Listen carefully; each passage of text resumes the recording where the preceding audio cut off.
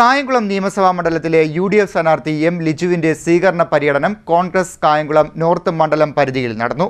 ചിറക്കുളങ്ങര ജംഗ്ഷനിൽ നിന്നാണ് പര്യടനം ആരംഭിച്ചത്. കായംകുളം നിയമസഭാ നിയോജക മണ്ഡലത്തിലെ UDF സ്ഥാനാർത്ഥി M. ലിജുവിന് കായംകുളം നോർത്ത് മണ്ഡലത്തിൽ സ്വീകരണം നൽകി. സ്വീകരണ പര്യടനം UDF നേതാക്കളുടെ നേതൃത്വത്തിലാണ് നടന്നത്.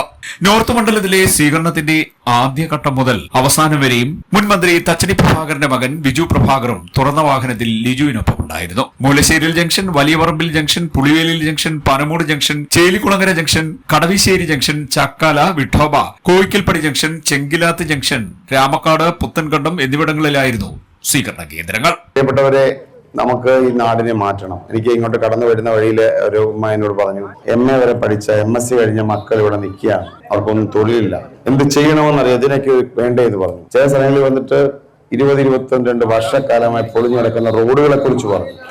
വണ്ടി പോലും കാണാൻ കഴിയാത്ത റോഡുകളെ കുറിച്ച്. ഉമ്മ, നമുക്കെല്ലാവരും കൂടി ഇത് മാറ്റണം. നമ്മുടെ കുഞ്ഞുങ്ങൾക്ക് ഇവിടെ തൊഴിൽ കിട്ടണം. നമ്മുടെ നാട്ടിലെ റോഡുകൾ നന്നാവണം. ദേശീയപാത എന്ന് പറഞ്ഞ് അപ്പുറത്ത് ഒരു വലിയ മതില് കെട്ടിയിട്ടുണ്ട് അല്ലേ?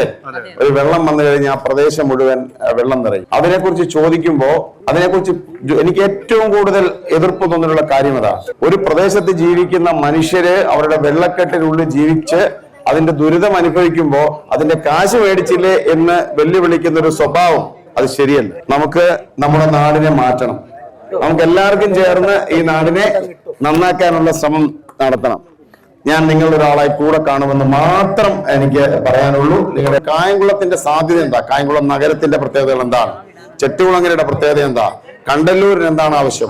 പുതുപ്പള്ളിക്ക് എന്താണ് ആവശ്യം? ഭരണിക്കാവിന് എന്താണ് ആവശ്യം? അത് നിങ്ങളുടെ എല്ലാവരുടെ അഭിപ്രായങ്ങൾ വാങ്ങി നമുക്കൊരു സമഗ്ര പദ്ധതി ഉണ്ടാക്കാം.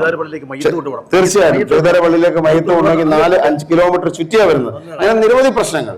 നമുക്ക് ചെറുപ്പക്കാരുടെ അഭിപ്രായം കേൾക്കണം, പ്രായമാരുടെ അഭിപ്രായം കേൾക്കണം, നാടിന്റെ ഇവിടെ ഇപ്പൊ വന്നപ്പോൾ ഈ അഭിപ്രായങ്ങൾ ഇതെല്ലാം ചേർത്ത് നമുക്ക് കായംകുളത്തിനൊരു മാസ്റ്റർ പ്ലാൻ ഉണ്ടാക്കുക എന്നുള്ളതാണ് ഏറ്റവും പ്രധാനപ്പെട്ട. നമുക്ക് നടപ്പിലാക്കണം. അതൊരു അവസരം നിങ്ങൾ എല്ലാവരും ചേർന്ന് തരുമെന്ന് എനിക്ക് ഉറപ്പുണ്ട്. ഹൃദയത്തിന്റെ ഭാഷയിൽ ഞാൻ ഒന്നും പറയുന്നില്ല, കാരണം നമുക്ക് 2 പോയിന്റ് പോകാനുണ്ട്. വാക്കുകൾ കൊണ്ട് വിവരിക്കാൻ കഴിയാത്ത സ്വീകരണ പരിപാടികൾക്ക് നിരവധി പേർ എത്തി. സംസ്ഥാന സർക്കാരിന്റെ ജനദ്രോഹ നയങ്ങളും കേന്ദ്ര സർക്കാരിന്റെ ജനവിരുദ്ധ സമീപനങ്ങളും എടുത്തു പറഞ്ഞാണ് ലിജു വോട്ട് അഭ്യർത്ഥിച്ചത്. CDNet news, Kayamkulam.